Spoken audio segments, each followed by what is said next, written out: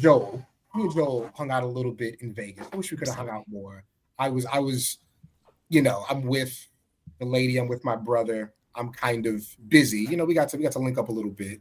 I'm all alone and no one wants to hang out with me. I get it. Joel's white. That's the issue. I get it. Joel's white. I am white. Before he saw me, he was jamming Kendrick by himself with his white friends. They were drinking maple syrup. That's right. A double cup. Just doing white stuff. We were making plans to go to the pepper mill. Yeah. I'm sorry. Hold on a second, guys. As I'm talking. It's his other white friend saying, "Why aren't you white person calling?" You never spend time anymore with us, Cam. At one point, sorry to pull the curtain back, Lawrence showed up. Lawrence from Love Wrestling just popped on out of nowhere. Yeah. He's like, what are you going to do? We need another bearded white person on this show. Lawrence is kind of like ambiguous. Okay. Hey, sorry. We're trying to get the dog groomed as I talk. That's what that was. Okay. So, tell him to stop. Yeah. So, okay. Elon, again, just being human garbage. One of the incentives of Twitter for him was that they don't want you to leave the site. So they would prefer that someone with a verified account would post a feature or an interview in its entirety as a tweet, as opposed to them following a link to an outside site, which is, I don't have a great word for it, but it's stealing.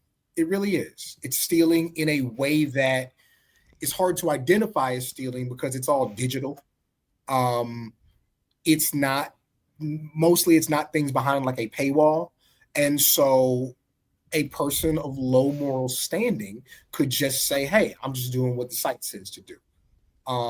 And so I think that the point I'm trying to illustrate is Drainmaker and accounts like that are not only taking from the people who actually create it, but they are finding a way to cut that person out of what's being monetized by, when you take it off of the site that it exists on, you're affecting the ad revenue that site produces. The Ringer has ads. Yahoo Sports has ads. Everywhere has ads. And so the less clicks on the actual website, it don't fuck up my money. I get a flat fucking rate. But overall, it's hurting the brand and what they're trying to produce. Now, like I was saying before, a Joel, I see Joel in person. So Joel wouldn't try to fuck me over. But if he did try to fuck me over, I could get in Joel's face about fucking me over. It may make him change. It may not. But we've all seen, that there are, I don't want to call nobody's name because I'm not trying to press nobody, but we've all seen people we know press other people we know because of this thing that we do and not doing it the right way. So the point that I made was, so when I pressed him and he simply decided to never post my things, which, by the way, is also like ethically gross. So I told you you're doing it the wrong way and came at you directly about it. So you would actually rather your followers not know about what their favorite wrestlers say than do it the right way, because you don't actually value the news. You value the money that you can make from it. Like, that's what it is, right? But my whole point was, so this is somebody who's not from America, not from North America, not from Europe, which basically 99% of media that we see in person are from those places, right? Almost everybody comes from that area. So him being from India wasn't the point. Him being not from a place where he'd ever get into a position to do this thing that we do in person. Why does he care if he fucks me? He's never going to have to answer for it. Somehow, somebody turned that into, what do you got against India? What? Yeah, you're speaking about the entire country, not just one person doing that one thing. Like, bro, read the words that I'm saying. They did. They just read it as your indictment of an entire country. I don't know this little fucker. I don't know who he is. He's this white dude with glasses, and he always like ends up like on the back end in my comments. So I don't understand what you mean when you're trying to say it. No, you do understand what I mean. You know what I'm saying. They've been trying to get me. They've been trying to get me. Sports Keita, look, when trash. Again, I don't know how much more plainly to say this. It's not an indictment on a specific country. It is an indictment on a place where you will never be doing this thing in person. You will never be at risk of being around the people that you were disrespecting and taking from. And that can be from wherever. Pick a spot on the globe. I don't give a fuck. But that's what it is, you know? And again, like, thank you. How are you guys bad at reading comprehension? Because now I will admit there were absolutely people who were like, wow, you're from X, Y, and Z. You can't do X, Y, and Z, which a lot of it is true. You can't. What the fuck are you talking about? You can't tell me about the culture, the fucking culture, when you never seen a black person outside of your screen talking about the culture. Yeah, no. But yeah, no, I and then the worst part of it, and then I'm gonna go find these shot records so the baby can get his nails cut. The worst part of it, I don't understand what that guy's doing wrong. He's good with me. You don't do the fucking job, you loser. Like, I don't. There's no other way to say it. No, why would you be offended when it doesn't affect you? But people do this thing where, I mean, I don't have a problem with him. What does it have to do with you? It's not about you. It's about the people who produce the stuff that you like. We had a banner day with that yesterday because it wasn't just that. It was also there was that fake wrestle features. Ooh, talk while I find the you do that. Yeah. So yeah, there's this fake Wrestle Features account that's trying to pin and tag Sean in the report. You know, Liv Morgan was backstage at Raw, and no, that's not like that wasn't the reporting. That wasn't what was happening.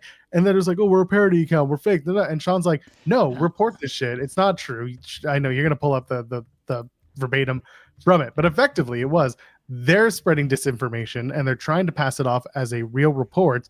And they're not trying to make it discernible from reality. Whereas there are other accounts that will make it so outrageous and so stupid, like Wrestle Oops, which will make it a joke. And that is kayfabe news style of tweeting.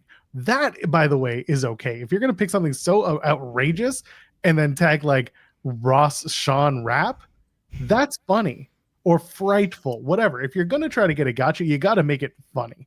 And you got to make it like believably crazy. What this person was doing was try to pass off a joke as legitimate information, and people who don't read or have poor reading comprehension or are just looking in passing are taking this as the news or taking this as a report. And then the blowback that we get when the fake thing that they read is not the reality of it, and then they attribute it back to what is alleged to have come from us, from our outlet, that looks bad on us for something we didn't even do. Mm-hmm. Okay, couple things. The actual tweet, because if they just reported Liv Morgan was backstage at Raw, I'm not saying that is what Sean reported, but the report Sean put out there was Liv Morgan, AJ, Roman were scheduled to fly in for tonight's Raw in New York City, and that, of course, Roman and AJ did appear on that Raw. Liv shot the WrestleMania 42 commercial when it came on to that. So she may or may not have been backstage. That's still not great. It's not exactly what we reported, but super egregious. No, I don't think it's super egregious. The report was Liv Morgan is expected to return tonight at WWE Raw, which that is very egregious because now it makes it seem like, oh, she's going to be on the show, which obviously was never reported. It was just the report was expected to fly in for Raw. Don't know if she's going to return. Don't know if she's going to be on the show, but she will be in New York City doing something, which again was true because they shot the WrestleMania 42 commercial in New York City. So I think that was of course, the bigger issue with everything here is the report made it seem like the report made it seem like the actual report was she's going to return, which I understand Sean taking exception to that. Joel is also right in that you were trying to pass off a real news piece and it's not even being funny about it. I blame NBA Central for all of this because yes. that account was hilarious. And then now everybody is kind of learning, like, it's Woj 3 months early on everything because everything Central reports happens. It just happens 3 months later. But like that account was just doing like fake news kind of stuff. And you could tell it was fake news, but also a lot of people got by it. But if you really looked at it, it's like, oh yeah, that makes sense that this is not real news. And then it's Central and okay, yeah, I got by this whole thing. But they were doing fake news stuff, not real news reports. Everybody wants to be Central, and no one actually has the game of Central. And I will, to kind of Cam's point here on the don't talk about black culture if you're not talking to people in black culture.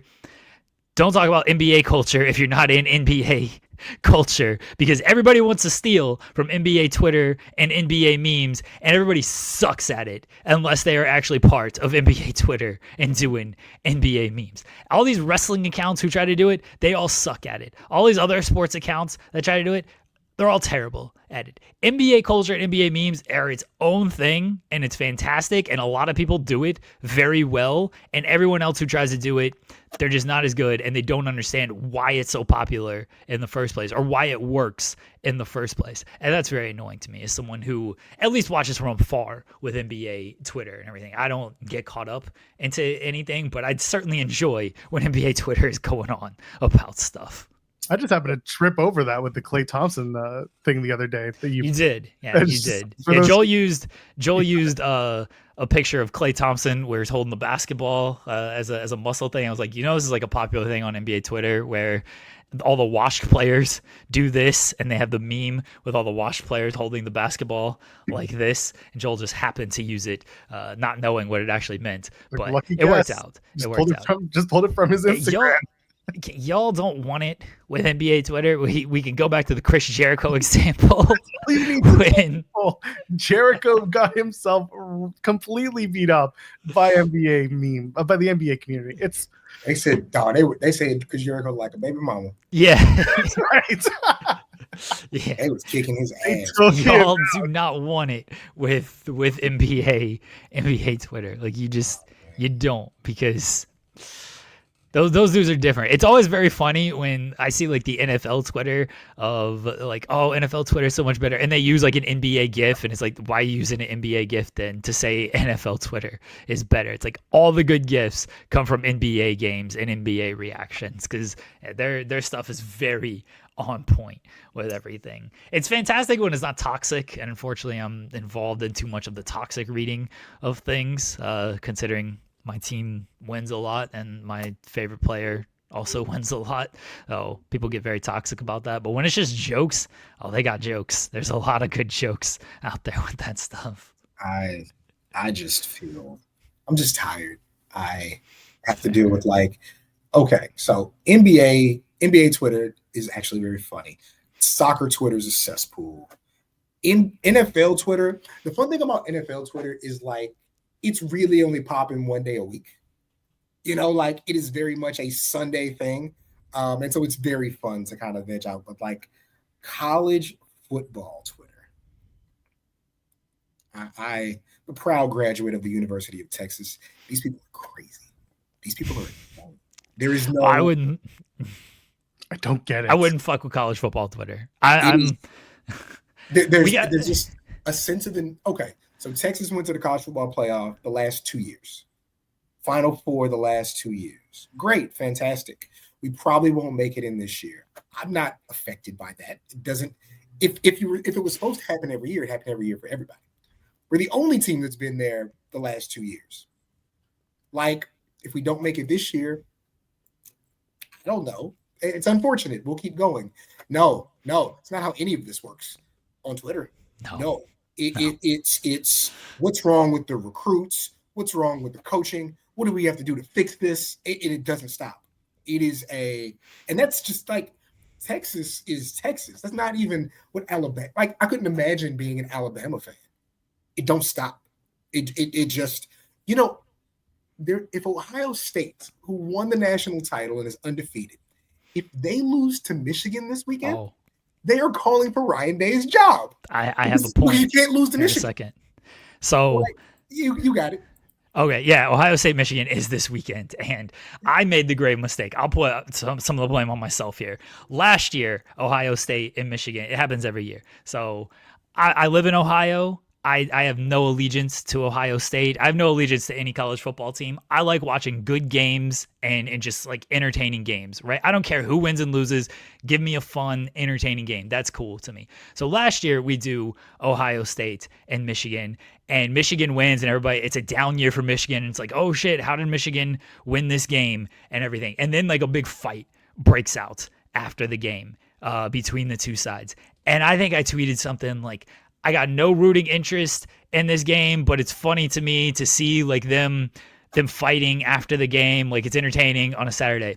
Oh, that was a mistake because Ohio State fans found that one and was like, I hope your day gets ruined by everything, saying that Ohio State losing and you live in Ohio, but you don't have a rooting interest. Like you got to take this seriously. And also I'm like, oh yeah, my bad. I was like, I apologize. I should not have overstepped that line there, and I will not tweet about Ohio State and Michigan this year because whether Ohio State wins or loses, I don't need Michigan fans coming after me. I don't need Ohio State fans coming after me. But yeah, it is different with college football Twitter. They will find that shit. Texas is playing the undefeated Texas A&M team in Austin on Friday. While Twitter is crazy, I can't lie. It is going to affect the rest of my year because I hate Texas A&M. You know how much I hate Texas A&M? I got a full scholarship to Texas A&M and didn't go because I hate Texas A&M. It is. I hate their colors. I hate their stadium. I hate their co-eds. I hate their stupid fake police ROTC. I hate the city they're in. I hate everything about them. Very nice on-campus hotel, I must say. Very, very nice. Always one thing. Hate everything about them. Yeah. That's a different level of Twitter. But wrestling Twitter, oh God. I just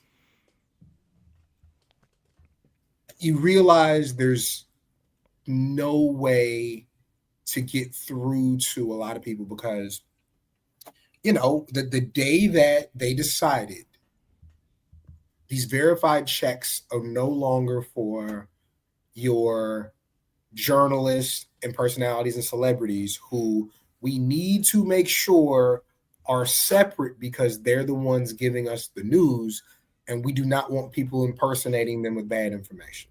The day that changed from we will give you the same type of verification if you pay for it, and the things that you do will be upvoted and you will get to extend, the amount of words, characters that you use and all that kind of stuff. And your replies will be seen first.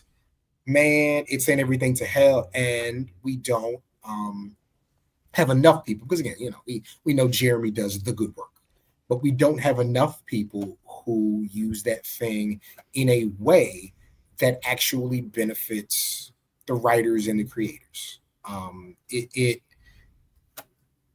It allows people who it lets you pretend to be a billionaire because guess how many billionaires got their money through hard work? Not too many. They all fell into it. They fell into it or they decided to sit on it. Take that how you will. But yeah. Oh boy, good old trade maker. And again, it's just so funny that, this is not a person who we'd ever share a room with. So why would they feel the need to do right by people other than you should just feel the need to do right by people? But like you said, there's no incentive to do that, especially when you don't have to be confronted, certainly in person, by it. And it's just like, oh, this person said something. Okay, block, mute, don't cover, whatever it might be. And I mean, you mentioned the verification stuff and how just any type of revenue changed anything. Like the fact that people make money off of this stuff is very upsetting because Drainmaker probably makes more for all of our work than we make for all of our work. It's like you don't do anything but copy and paste all of this stuff. But because Twitter does this dumb program where people who get engagement get money, like they have no incentive to stop and do it the right way. It's like, well, I'm making a couple $100 off of this. Are you guys trying to say that the guy who runs this website is incentivizing people to copy and paste the work to get rich? Well, where would they ever get the idea to do something like that? Why would they ever, in a million years, think that taking someone else's work and profiting from it would be the way in which to earn money? It is. It's a conundrum. It is. Wrapped in enigma. Don't go to the Wikipedia Tesla page. Don't do that. Oh my god.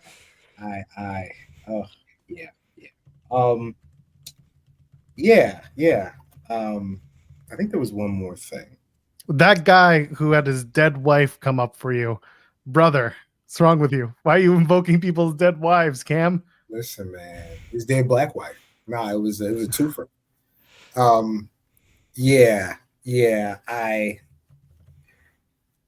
I there's a simple answer for all of this. Why wouldn't you want to be around black people? Like, I was blessed enough to grow up in Texas. You know, you hear Tejano music, and it's like, this is dope. You know when Tejano music is really dope? When you around the Mexican people who made it. It's a special feeling. It's an understanding of what you're doing. It's a feeling of what the culture is. Like, there's something special about that. I just think that, like, me saying, like, wow, you should value the people who make things. I don't see why that would offend you unless you don't want to be around the people who make things. But you know, I talking about like the verified stuff. That's one reason. Oh, that's what I wanted to say. One reason why I really respect my boss, because he's fearless, because he has spent his life saying exactly what he thinks about people who could beat him up and would probably just do it on a whim. And he's like, you know what? I'm going to do my diligence and speak my truth, and salute to him for that. I didn't get to talk about him and Tony chopping it up, you know, which was really cool. And I like to think in a very, very, very small way, that, you know, when I came into the fold, when we were talking about getting this thing off the ground, I was very clear that, like, I'm going to cover AEW too. Like, you know, it was WWE who recommended me for the job, but I was very clear, like, I'm gonna, you know, I don't know what y'all got going on, but that should not have anything to do with the news and the wrestlers who wrestle. Like, they're a very important part of the American wrestling scene, the wrestling scene overall. You know, those are stories that need to be told. This shouldn't just be, and it was never said to me, but it shouldn't just be a WWE-centric outlet.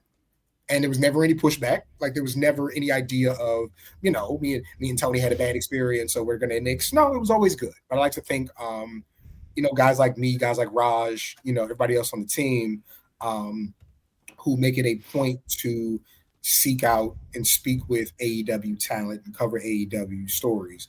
I like to think that, you know, we played a very small role in those two getting together and being able to have a good conversation and really discuss, you know, the goings on, and hopefully that thing continues to build, because, you know, this thing is not about wrestling companies. This thing is about the wrestlers, and the wrestlers are everywhere. So, yeah.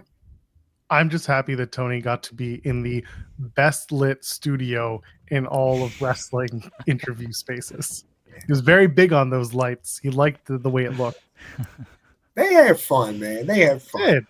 I don't think Ariel was wrong when he said, you know, the two of them in a different situation would be closer, because I think they do share a lot of similarities, for better or worse. Like, they do see things similarly. They just don't always see it from the same, you know, sides of the coin.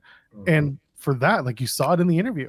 He asked the questions, Tony answered. They both have their own little like mental proclivities that make them different, and they can be oil and water, but like you can see where they can get along. They very staunchly support the football teams they support, both European and American, like, and they both love wrestling, and they both just love wrestling from very different perspectives. So like I walked in and I was watching the interview, not literally walking in. I walked into it just being like, yeah, no, I see where everything kind of fell apart, but also I see where there's no reason they couldn't still get along. And Helwani was good enough to want to continue that relationship and rebuild it, and Tony was good enough to also want to rebuild it and work with it. So I kudos to them both. Now he's having Vince Russo on his show today. Oh, son of a bitch! It's all downhill. There's plenty more over on Fightful Overbooked. Click that subscribe button, tap that bell, get your notifications, and while you're at it, like the videos, interact with them, say some stuff. We want to hear from you. While you're at it, join us every Monday through Friday, 10 a.m. Eastern, live for In the Weeds. You might like it.